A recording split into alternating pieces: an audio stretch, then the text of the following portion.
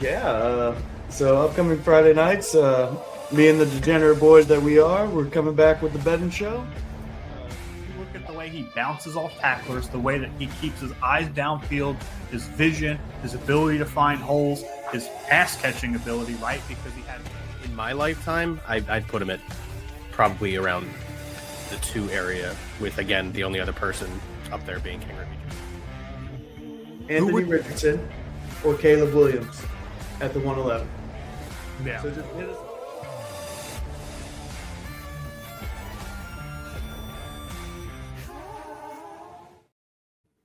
I'm taking a rich dog for the upside. Anthony Richardson all day, baby, all day. I don't even remember which side each person was on. I don't remember who was supporting who. I feel like I've been a stronger Caleb. I feel like I've been a stronger Caleb supporter. Oh yeah, absolutely. Yeah. But I mean, either way, that one's looking pretty clear and obvious now.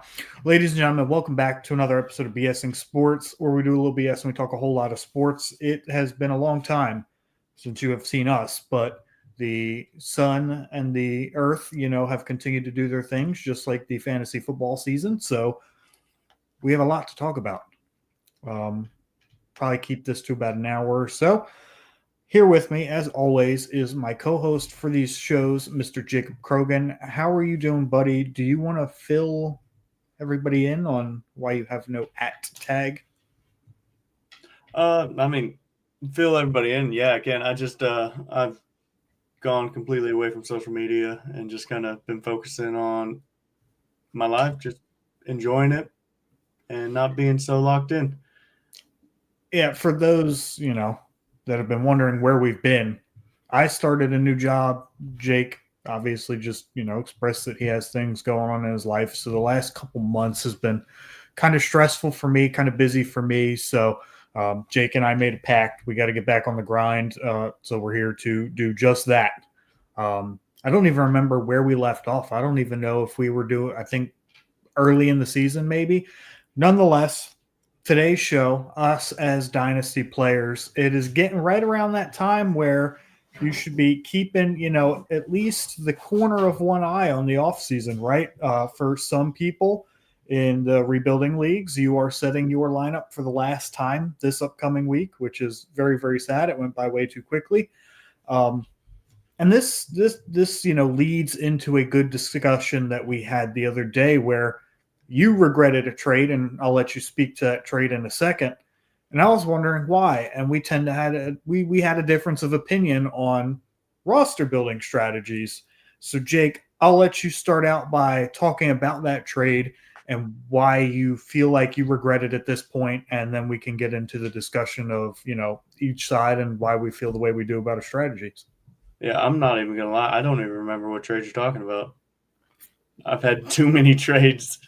It was Drake May. Oh, the Drake May trade. Yeah, no, that one's kind of haunting me right now. And so I had a stacked team. And this is kind of where you just got to let things play out. And Ryan had sent me a few articles about strategy, team building, and like kind of just how to build a stronger team. And so I took it upon myself to look at that and try and get more elite players, not guys that are just going to sit around and collect a few points and then have some duds. And so the trade was, let me bring it up here. It was beautiful Drake May. Which side are you receiving? I'm receiving this side. I got Drake May, Michael Pittman, and Xavier Worthy. Now keep in mind that I have a good team. My team is competing, but I want to have elite players. Do you know what your record was at this time? In this one it was, let's see, that was 2-3 weeks ago. I think I was 4-6. You were 4-6, and you're talking about you had an elite team? I had some injuries. I had the injury bugs. CD was out. Nico wasn't playing well. Dog. Rasheed Rice hadn't come back yet. Dog. an elite team. Oh, You were dude, that 4 was and an 6. elite team. You were 4-6. I don't care how they look on paper. You're not elite if you're 4-6. I can't. We've talked about it. We've talked about it. You got to get lucky in fantasy football, ladies and gentlemen, and that is how this works. I was fourth. I'm currently fourth in points for. At the time, I think it was sixth in points for. This And then doesn't sound like it's hurt you at all. Because now you're 7-6.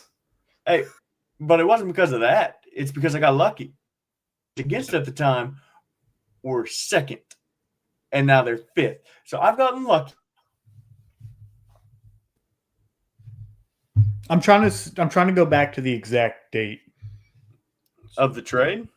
So it was November 17th. So that would have been 2 weeks ago. Yeah, 2 weeks ago.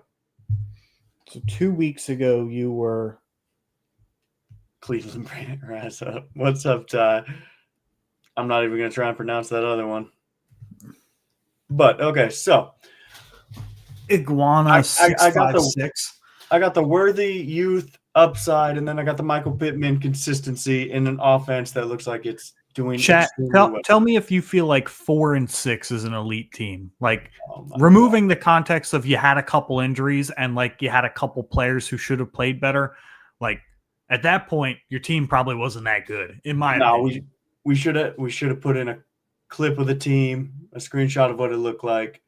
The team looks good, and I should not have been where I'm at.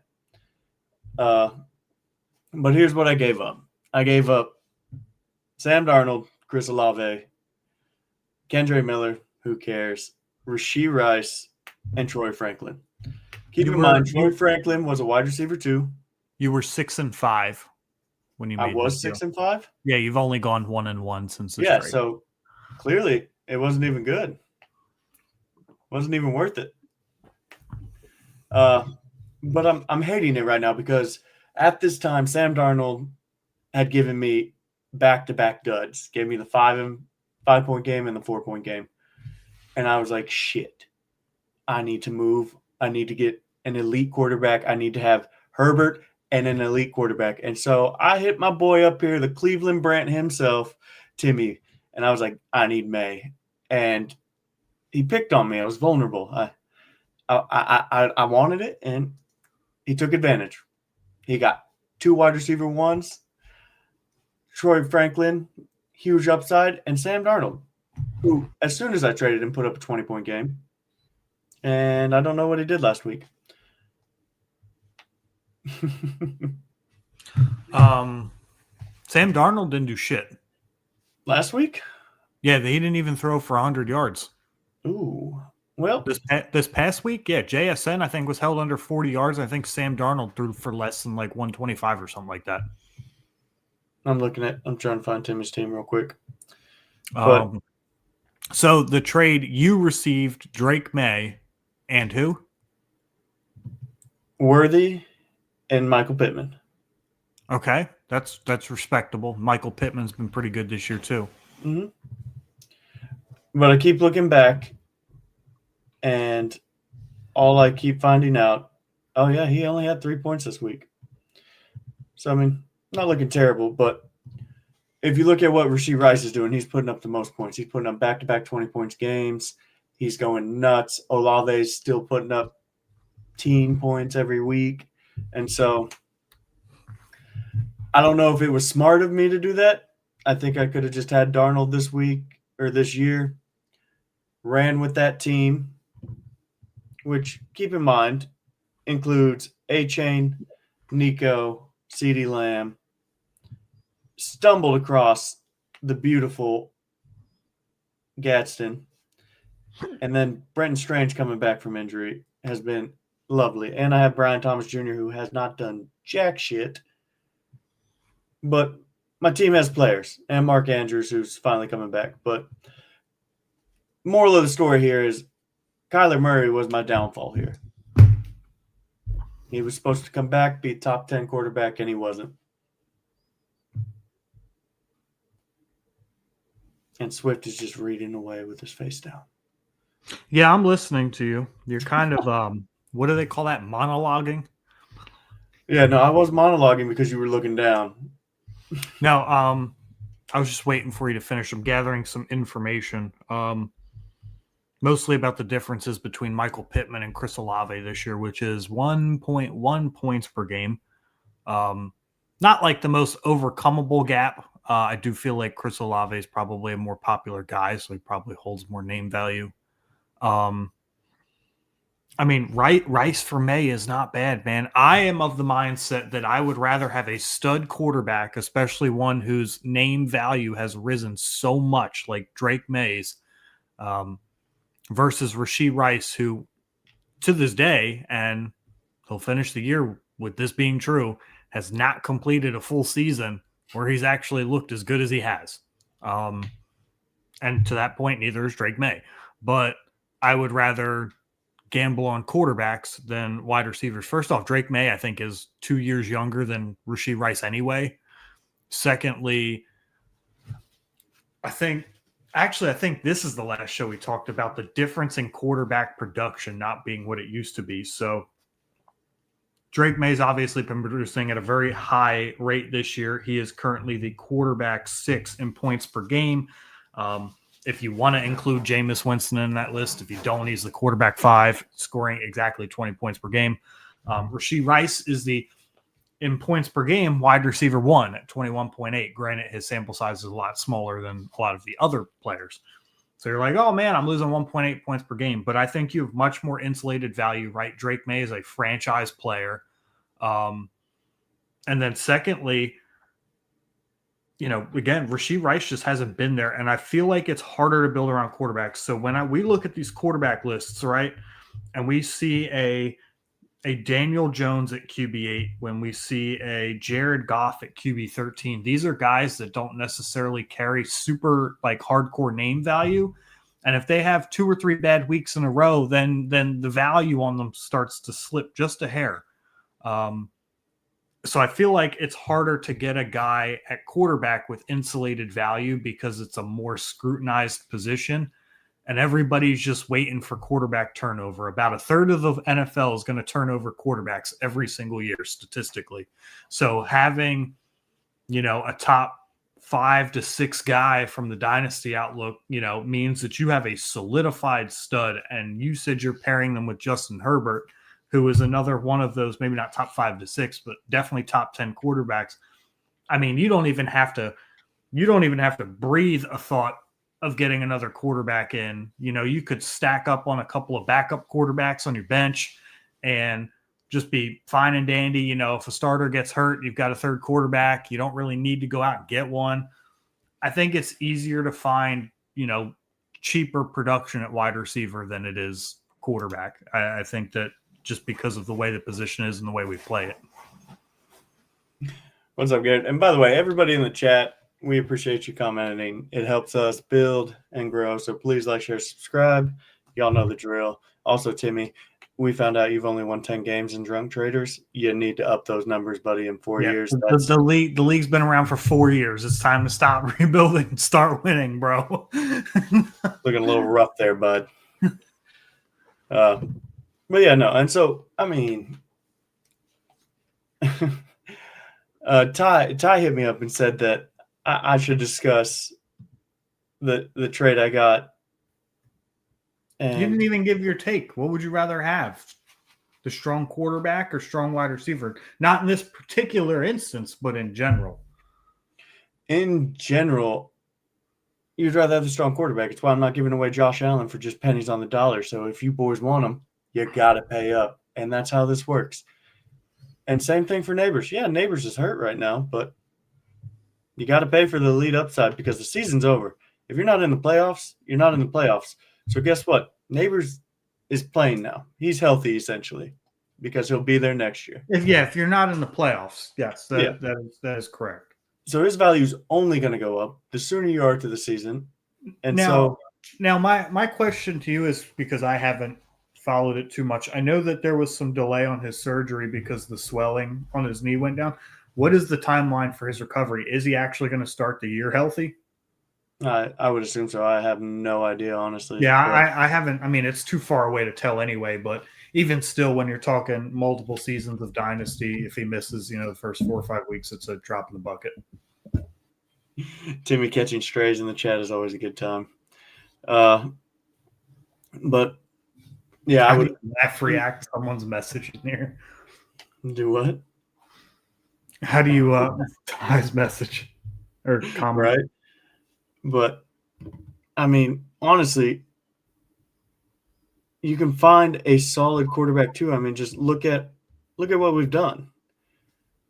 Jacoby Brissett is consistently putting 20 points out there. Was a backup quarterback. And now he might be a league winner. He's putting up 300 yards a game. I have something that I want to get into a little bit later that involves Jacoby Brissett. What is your trade that you wanted to discuss?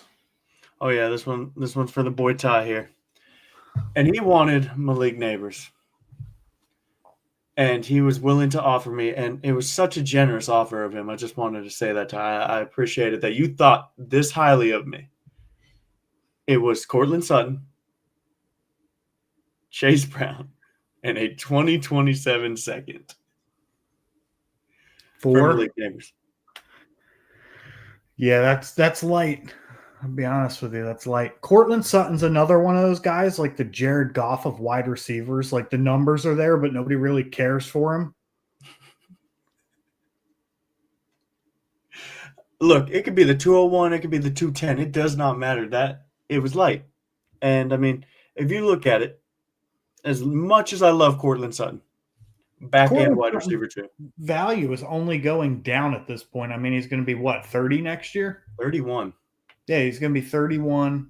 I think Chase Brown honestly hasn't done anything noteworthy that would say the Bengals aren't definitely going to draft a running back in this draft, or at least add something to that backfield. He's been semi-underwhelming, largely getting boosted fantasy numbers through volume, not efficiency. So, yeah, I would probably need an early first to move Neighbors at that point. Yeah, and the only person that can give me that is Timmy. Yeah. And he refuses. Oh, well, then he doesn't want Neighbors that bad. Mm-mm. And that's fine. It's totally fine. But what do you want, Ryan? What do you want? Do you want that elite quarterback, or do you want that elite wide receiver? Give me the elite quarterback, man. Yep. I mean, let's look at the elite quarterbacks. Josh Allen has been like the top player in his position. And when he's not, it's Lamar Jackson, who's averaged over 25 points per game. I see your eyes being raised up here. What's I don't know if Davis is just wanting us to get talking points done. I don't know if he just wants us to get distracted. This league could be a podcast, dude. Dude, honestly, the Drunk Traders podcast would be something. That would be legit. That would be horrifying to have 12 people on camera at the same time, but that would be fucking hilarious. That would be a fantastic show. No, what you'd have to do is everybody, like if you got on the show, you would have to have a drink in the hand. You would have to be consistently drinking it. And then you are discussing with the league a trade that you want to get. A drink in the hand is worth two in the bush. Congratulations, Timmy. You might win 2 games next year. Again. I'm actually really shocked Davis did that. I feel like he got like pennies on the dollar there. It's not a bad trade, but for those that aren't in the Drunk Trader League, our boy Timmy, a.k.a. the Cleveland Brants here, just got Garrett Wilson and the probably last pick of the draft in the 3rd round. Whoa. Assuming Garrett's going to win the league. Hey, Garrett, never said I didn't do anything for you there, buddy. And Davis got Ricky Pearsall and Devontae Smith. Garrett's comment on YouTube. Oh, shit. Sounds like you're... So Timmy said That trade just happened. My son hit accept. Let me hear the thoughts. Garrett says, sounds like your son should make more of your trades. Timmy's son is one. And Timmy's son said, Dad, I'm tired of seeing you fail here. Let me help you out. Damn, you're about to have to start calling him daddy, Tim. Oh, man, Timmy. 1-year-old making life decisions for you right now. But yeah, I'd rather have the elite quarterback because generally when you're an elite quarterback, you hold your value, you hold your name. And when you have down years, like I talked about Patrick Mahomes for 2.5 years, his down years were QB 11 and QB 12. So whereas down years for elite wide receivers, I mean, it's taken some Herculean efforts, but AJ Brown is I think he's finally back in the top 12 or pretty close to it. Who? So that's just, I think that's the difference. Yeah. But I mean, that's right. His birthday is in August. Why do my offers keep getting accepted? Maybe stop sending offers if you don't want them to get accepted. The problem with this league, and it's not a problem, it's pretty funny. Everybody's bored. You're all bored all the time. But we keep it interesting, and that's what you want in your leagues. You get those stagnant, boring leagues where nobody wants to trade, nobody wants to do anything. Say, like I said, it's great for me because I don't suffer FOMO or boredom. But yeah, so I get to watch. I get to watch you guys totally just jack your teams all up. I mean, if we're being honest here, then I mean that's just. That's why I suck in that league. That's why you suck in all my leagues, dude. You just act bored and then you make stupid trades. We're going to blame that on boredom? He just gave up the 101 in enough. I want your take. Oh, you must be in that league. The We Hate Running Backs league where he gave up. No, it wasn't that one because I have 101. There's another league. He gave up 101 for like 3 seconds. Like Zach Charbonnet and like a first that may be a playoff team's first. We don't even know if it's a non-playoff team first. What are we doing, man? Hey, man. Some people just, got to learn the hard way. I'm one of those people. But, I mean, we get great drunk trades. I mean. Oh, yeah. So it was a 2026 first of a team that could still potentially make the playoffs. 2 seconds and Blake Corum for the 101. He wanted options in the draft. That's what he wanted. Hey, I mean, you could take full advantage of somebody in this league because they're drunk. I mean, just case in point, I gave up James Cook, Chris Olave, and Garrett Wilson. And I got Jawan Jennings, Ladd McConkey, and Ashton Genty. Ashton Genty's a great buy if you're not in the playoffs right now. But that's the thing is I am in the playoffs. Which, I mean, over his last 5 games, he's been the running back 5, 14, and 4. But it's then those other 2 games, he's running back 30 and 24. Even if it's the 104 or 105, Timmy, that needs to be another first on top of it for me to move 101. No, and I am not of the mindset that 2 seconds is equal to 1 first. Not that's nuts. Nope. Negative Ghost Rider. Hey, Pearsall could still be productive. No, he can't. I mean, this team is ready for a playoff push, so I can tell you that much. Speaking of playoff pushes, I'm just going to, pat myself on the back here real quick. I'm in 11 leagues, Ryan. If you had to guess how many playoff spots are still available to me, how many would you guess? All 11, because you sent me that and you made this nice fancy chart when you should have been working. I don't know what do you do all day at work? That. Think about how I can trade Timmy. How is our podcast not 500K subscribers deep if you have time to do that shit at work?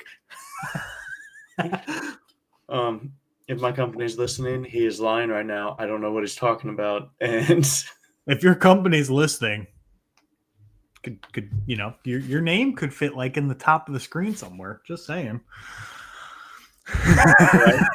Exactly. That'd be nice.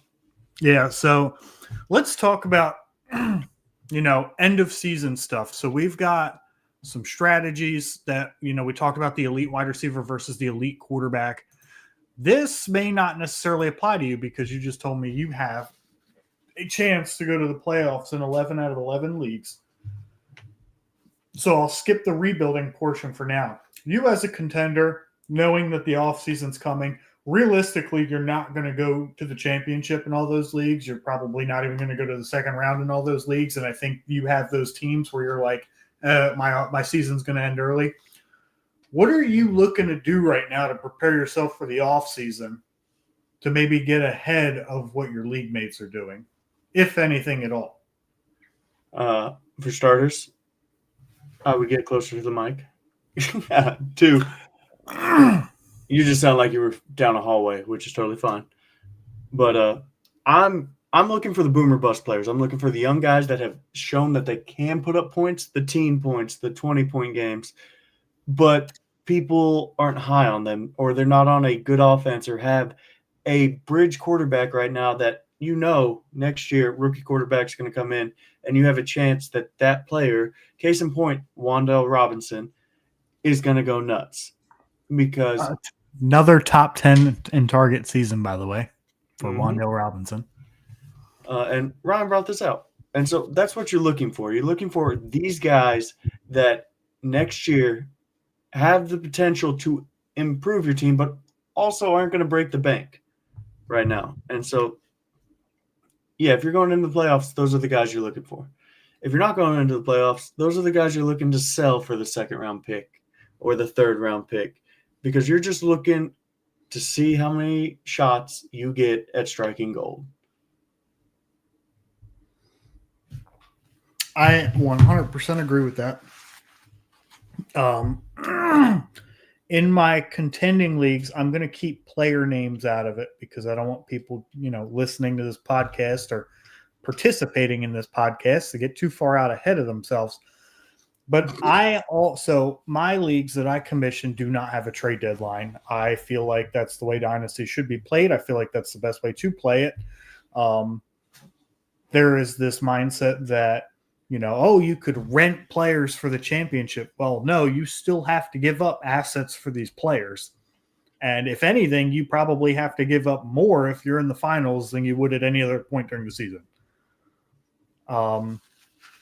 But anyway, in my leagues where, I may not make the finals, right? In my contending leagues, I am going down my roster and saying, who am I putting on the block as fast as possible that other contenders can use where I can start to move these pieces off my roster? I'm looking at, potentially older running backs or potentially older receivers that are still productive, guys that I don't want to be 1 year too late getting out on, or players that are just excess. Like if I traded for, a quarterback in the middle of the season because I had another one get hurt, that guy came back and now I have 3 very valuable quarterbacks.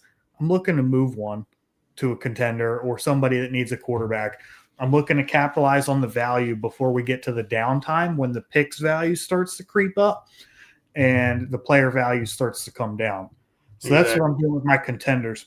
In my rebuilds, I am looking forward to the season's end so I can dump all of the useless dead space off my roster, and I am picking up young running backs on a 53-man roster if there's anything on the waivers, and I'm picking up backup quarterbacks. I heard a stat the other day. This was very interesting, that non-week 1 starting quarterbacks, right? So I think there's been 208 starts in the NFL or something like that at quarterback to this point in the season. And 39 of them have been started by players who were not starters on week 1. Do you want to guess how many fantasy points per game and where that number would rank on a weekly basis for quarterback, Jake? Where those backup quarterbacks are producing at?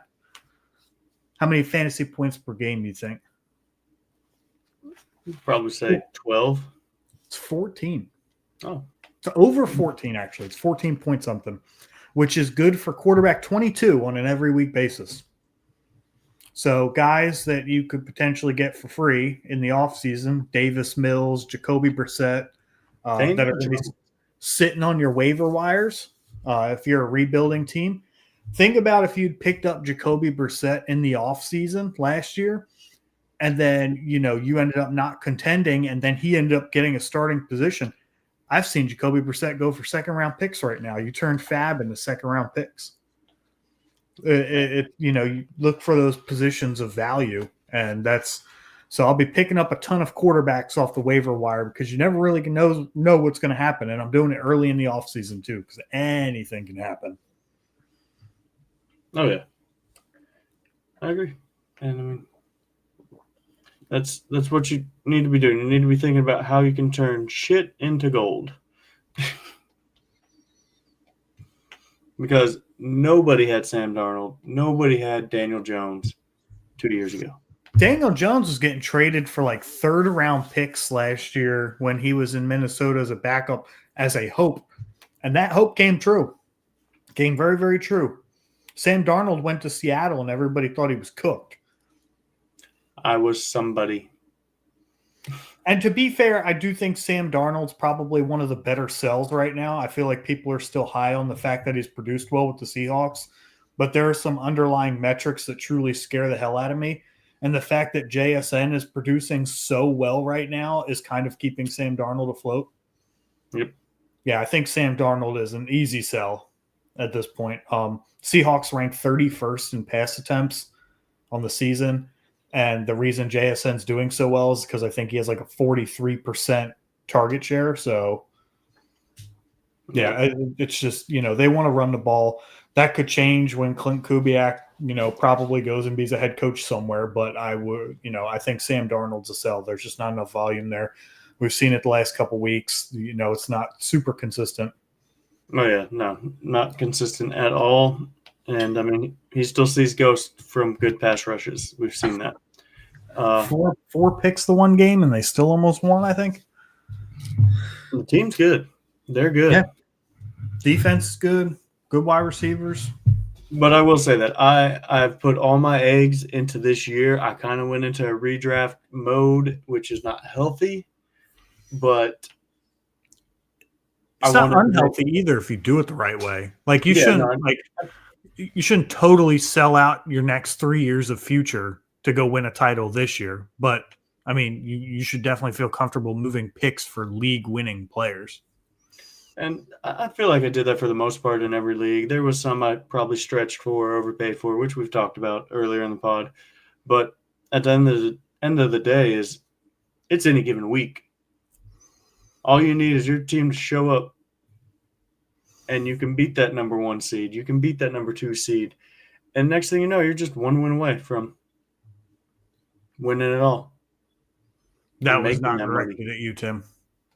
That's just a general strategy of, there's got to be a balance of, yes, you should go try and win a title. There's a right way to do it. Yeah. And now there's some leagues where I just have a powerhouse team, and like I should win those leagues. And then there's some where I'm the 6th or 5th seed, and I'm just like, there's a hope and a prayer, and we're gonna pray. Yeah, I've got a couple teams that I feel really good about. Pee Wee. I know Ty's team is looked at as a very dominant force, but I think he has a lot of like dynasty heavy value players there. I think if you looked at my team versus his team in a redraft format, it would be a lot closer of a gap. Yeah, and then Otto, I'm making a comeback for the century, but I don't really love my team this year like I have in the past. I started out 2-6, and now I'm 7-6. Proud of you for that. Sometimes you gotta, recognize when to sell, and if it's just bad luck or injuries or whatever the case may be. If it's truly bad luck, and if it's truly injuries, you can probably get away with running it back. But if your team is just bad, like you have assets that are dying on your roster, then you need to reevaluate. That's probably when you need to start selling. Oh God. Yeah, I doubt that they'll get a trade done, but we'll see. Yeah, they tend not to. Yeah, they tend not to agree. Not at all. those of you tuning in, thank you for joining in. I know it's the first time we've been on in a while. Please jump over to YouTube. Go ahead and give us a subscribe. That'd be awesome. Please jump in the chat. We're just talking about Dynasty Fantasy Football in general, some strategies going into the off season. Unfortunately, we will not be doing the all 22 today. Jake got a little tied up doing something, so he didn't have a chance to do the film review, which is fine. There's always next week. There's plenty of weeks coming up to review some of these guys, and it's I did watch the all 22 on Carnell Tate, and I do have my takes. Figured that was a good place to start. Yeah, we'll have to get into that. And if you're new to watching us, and that's kind of some of the stuff we love to do, is giving our prospects, our college prospects. Draft season comes up after the season, and we like to just talk about specific players. We like to talk about our sleepers. Specifically, Ryan over here had RJ Harvey, and then Denver took him. And so, and I wouldn't trade him to you, but I did trade him to somebody else eventually. No, I already had like 8 shares. It's fine. Yeah, it landed me Josh Jacobs. I need to make a run. Oh, I think that's a win. I honestly, as a Broncos fan, have no idea what they're doing with Harvey, because he breaks off 10-yard runs and then we'll get stuff behind the line, but then they just won't use him, and then they'll throw him a few passes, and they use him at the goal line. So kind of all over the place. Yeah, and then Alec Ayomanor was another one that I had, on my sleepers list, and he started out the season really well. It's kind of, the trains come all the way off the tracks for the Titans. Cam Ward's an interesting buy, in my opinion, because if you won't know it from the box score, but if you actually watch Cam Ward play football, there does seem to be some improvement from, Brian Callahan to post. And they should be getting a new coach in there next year. I'm hoping that Clint Kubiak goes in there, establishes a run-first offense, and kind of lets Cam Ward get comfortable. They're not going to fix all their problems in the next draft. There's no way. There's not enough picks on the face of the earth for that. But I think that would be a really good fit, and that's something that I would really like to see. And I think Cam Ward could be an interesting buy depending on the price. Yeah, no. And so I want to ask you this question is, who is your league winner this year? Just one league winner? I mean, we could go down each position if you want. Like, the person that showed up and is winning people leagues that we didn't see coming. Well, that's a tough question now, because the answer is nobody, since we're not even in the playoffs. Okay, who do you think it will be then? Let me rephrase it. Omar. This is an interesting answer. It's going to be Omarion Hampton. Really? Yeah. Omarion Hampton, Travion Henderson, those guys. Have you seen Travion Henderson's schedule? Is it nice? Go pull up his game log on Sleeper, and the amount of green, dude, is insane. For those of you that don't play on Sleeper, green means that it is a favorable matchup for that player from a fantasy perspective. Okay. Oh my gosh. Okay. Well, the last 5 weeks, and he's on a bye week. So the last 5 weeks, he's put above 11 points in every game. In 3 of those 5 weeks, he has been the running back 3, 4, and 15. He has scored 4 touchdowns. And all 4 of those came in 2 games where he was the running back 3 and 4. But yes, he has the Buffalo Bills, the Baltimore Ravens, the Jets, and Miami. All division well, not Baltimore, not the division opponent, but all favorable matchups for running backs too. All green, all bright. I could see it. And as far as Hampton goes, I still can't trade for him. Nobody wants to give him up. Yeah, that was an interesting one. I feel like people were still high on him. I think from a redraft perspective, Travion Henderson's going to be a league winner. He's obviously viewed a little bit differently in redraft than Dynasty, given his slow start. But if we're looking for like the true definition of guys that like were picked up off waivers and can win you the league,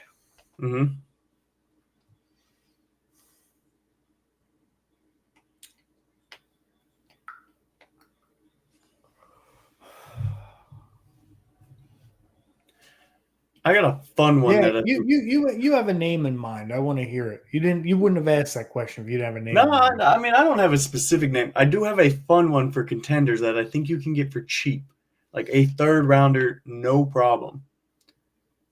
And that's Devon Bailey. Okay. Look, just hear me out. Hear me out.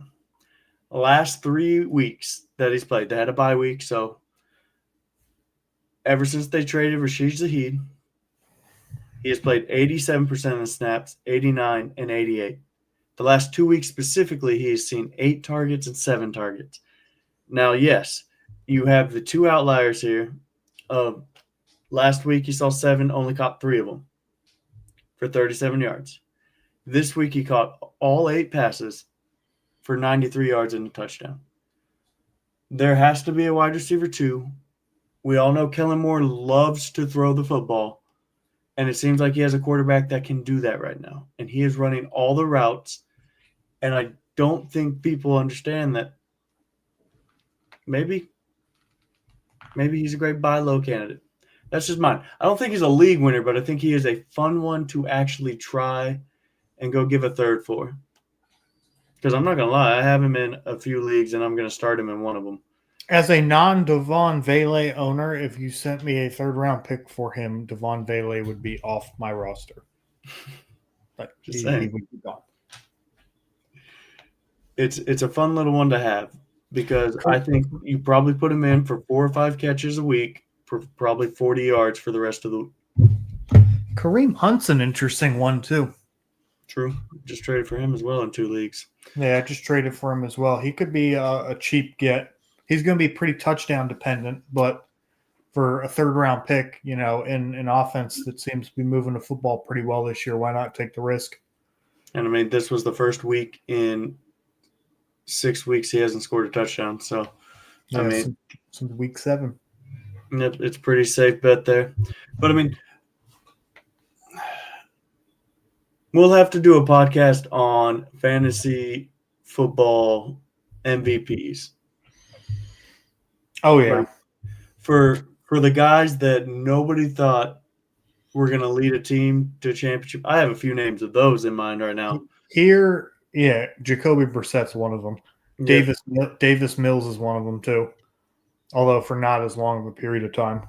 Yeah. I mean, you have Javonte Williams, who nobody was high on. Yeah. And he is literally carrying teams right now. And just We'll have to do like the LVPs too. Guys people still had hope in or were high on and just absolutely crumbled. Here's an interesting potential buy for contenders for a championship run. Mike Evans. Apparently he might practice this week.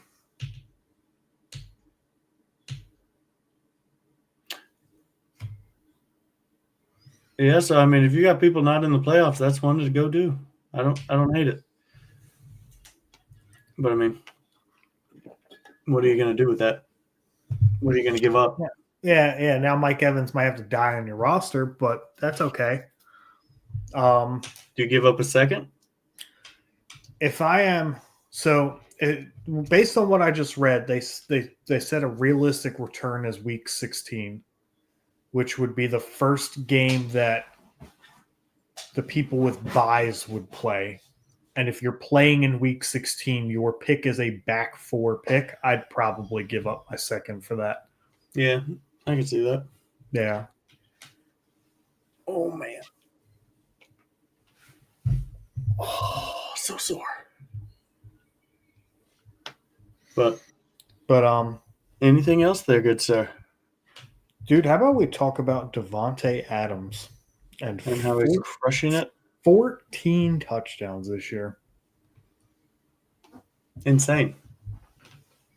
Now, Grant, I think half of them are from inside the 5, which sucks for Puka owners because if you've watched the Rams, they run a lot of 3 tight end sets close to the goal line, and the one wide receiver happens to be Devontae Adams more often than not. I mean, he's winning. Why would they change it? He's a technician, a route technician. Yeah, he lives and breathes. Yep. And so he's probably the exception to the rule at 32 years old. yeah, honestly, another one of the most valuable players that you could have got for cheap this offseason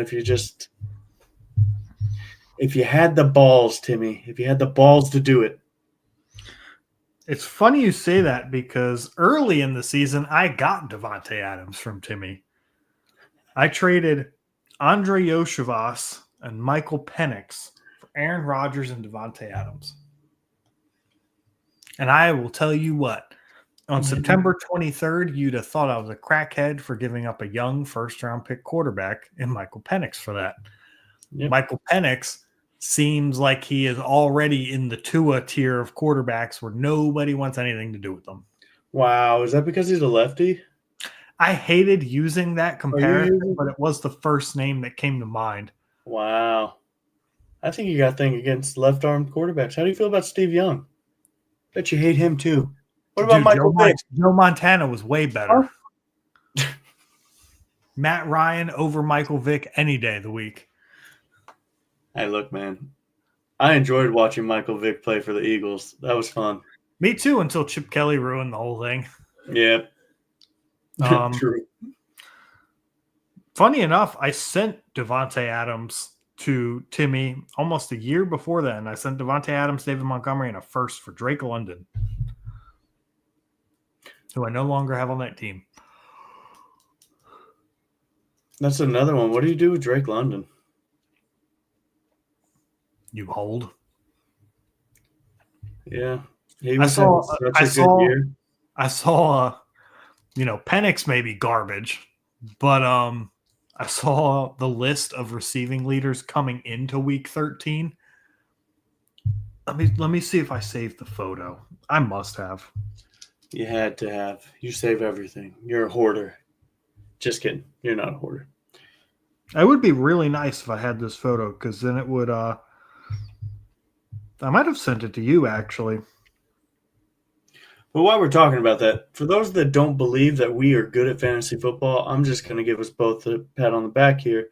If you know what the Scott Fish Bowl is, it is a huge fantasy football charity event. You should look into it. You donate, you get drawn. They have live events. It's an awesome time. Me and Ryan here, the BS Sports Boys here, we made it to the third round of the playoffs right now. We are in the top 1,000. We crushed in the last week. Yep. We're ready. One of us is going to win it. Boy, I hope so. But it is a great event, full of great people, like-minded people that just want to play fantasy football and talk ball. But every year he does it.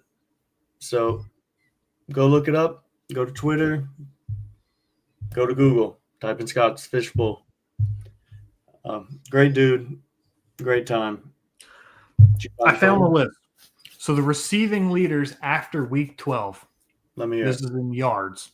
Jackson Smith and Jigba, George Pickens, Puka Nacua, Amon-Ra St. Brown, Jamar Chase, Drake London, Trey McBride is number 7, Justin Jefferson is number 8, Wan'Dale Robinson's number 9, Christian McCaffrey's number 10.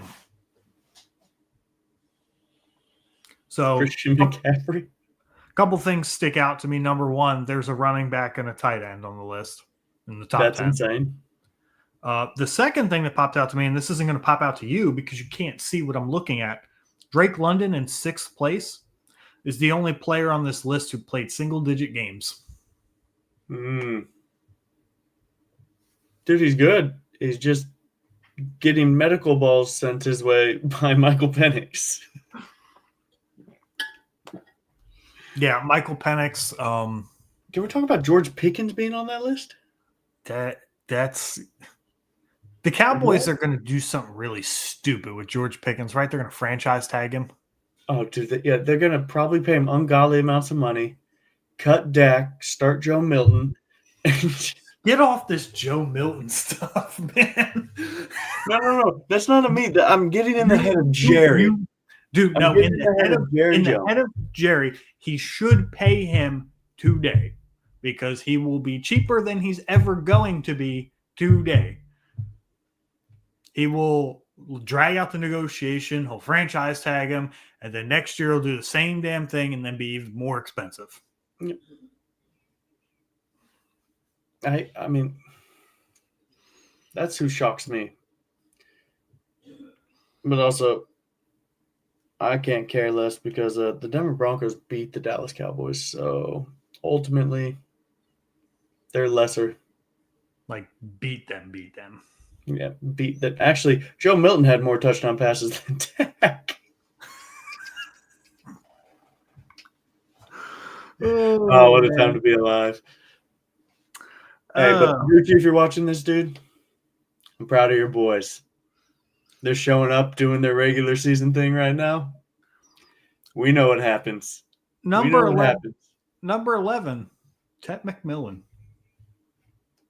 Dude, Ted McMillan's a dog. Good luck getting him ever again. I have him in one league. He ain't going nowhere. I sadly traded him before the season started. I had him and Drake London. You had Drake London and young Drake London. Yeah, and that's actually the exact word you used. Yeah. And I can't remember what I traded him for. I legitimately thought he was going to be on a Drake London arc path where like it took 2 or 3 years before he really exploded. It took like 10 weeks, and then he had that like 33-point game or whatever that was. Exactly. Man, I traded Drake London for A.J. Brown and Breece Hall. Breece Hall's a sneaky buy for rebuilders too. He's another one. It's strange, like me saying that, buying a running back for rebuilders, but at the same time, Breece Hall is a pending free agent. But I also did make, and this will be pending. Actually, that Drake London for A.J. Brown and Breece Hall probably paid out pretty good by now. A.J. Brown's been on. What's up? That was in November. Yeah, A.J. Brown's been on a tear since then. Yep. It was right when he got hurt. It was like November, so like the last 2 weeks. Yeah, no, it's actually paid off tremendous. But you want to know what I traded Tep for? Let me hear it. And this was in July. Okay. Context always matters. People would be in the chat like, you fucking retard, blah, blah, blah, blah, blah. You fucking idiot. Yeah, and it's like, dude, I traded him in July before he had a 33-point game. Like, relax. I traded Michael Penix, Ted McMillan, and Travion Henderson for DeAndre Swift, Justin Herbert, Devontae Smith, and Jack Besh. Justin Herbert, Devontae Smith for I'm just gonna. I mean, Swift hasn't been bad this year, but he's been good this year. He's another one of the Jared Goff of running backs, like where he'll put up numbers and nobody really gives a crap. Yeah. Swift, I mean, Besh you really loved, and boy, Jack Besh is just that it's not it, dude. He got every opportunity to. If you can't get on the field to play with that wide receiver room, especially after they traded Jacoby Myers, nah, you're cooked. Chopped liver. For Tet, and I mean, I don't give a shit about Penix. So Tet and Travion for Justin Herbert, DeAndre Swift, and Devontae Smith. That's not a terrible trade. Justin Herbert for a large portion of the season has been pretty good. But I'm just saying, I would much rather have that lineup right now. Except I would have had to find a quarterback because my only other quarterback was Caleb Williams. I mean, I guess we could use Tyrod Taylor right now. Dude, did you see his game-winning drive?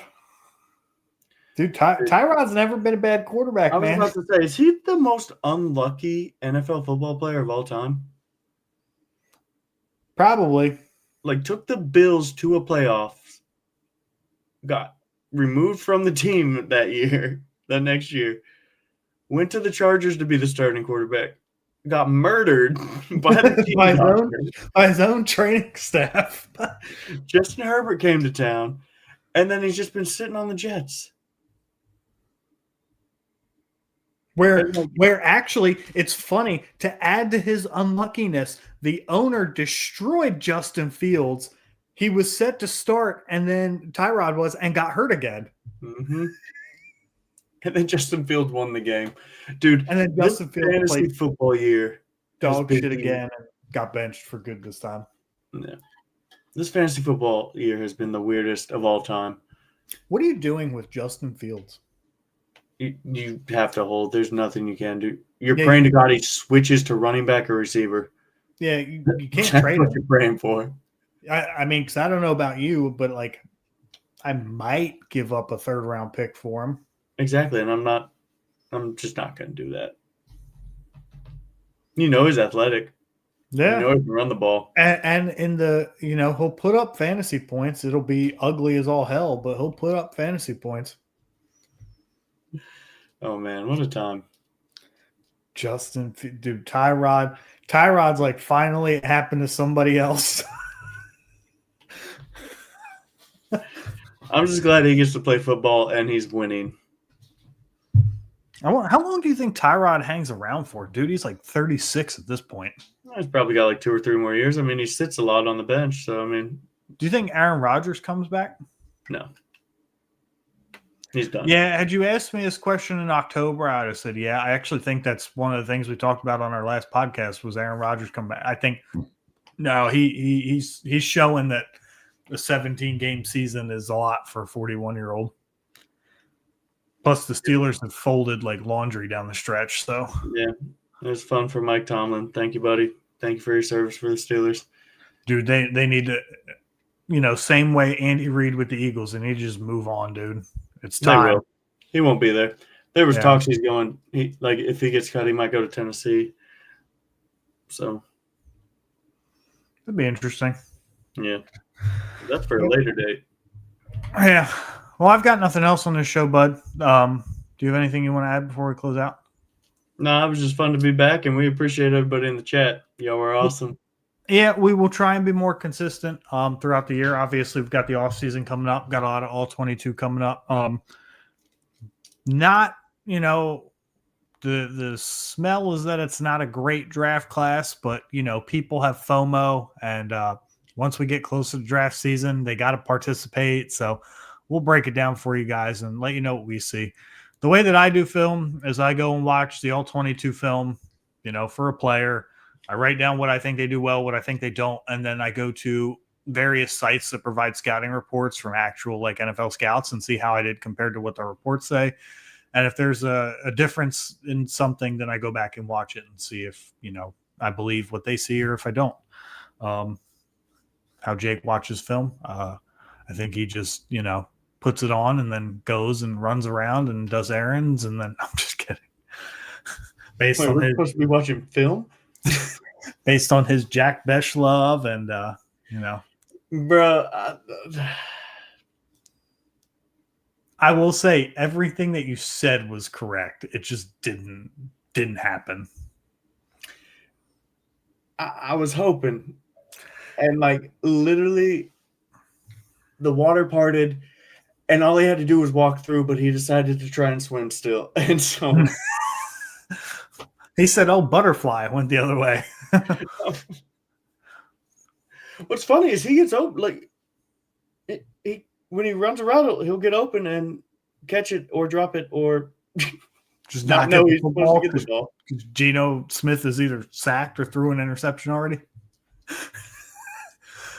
God, the Raiders have been bad this year. I can't talk shit because if I talk shit on this, somebody's going to clip it because I have a bad feeling about this week. Oh, do you guys play the Raiders this week? Did you beat them once already? Oh, yeah. 10-7. Oh, yeah. That was one of the worst football games I've ever watched. I remember that. Well, thank you for tuning in to another episode of BSing Sports, where we do a little BS and we talk a whole lot of sports. Have a